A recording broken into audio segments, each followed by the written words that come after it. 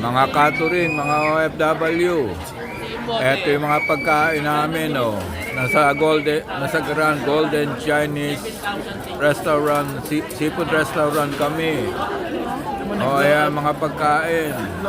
Kita nyo, ang sasarap niyan.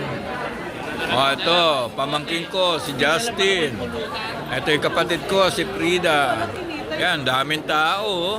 Punong-puno ang restaurant.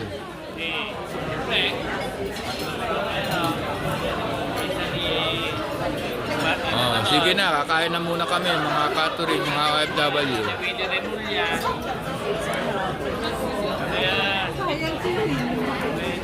Dito muna daan gawin.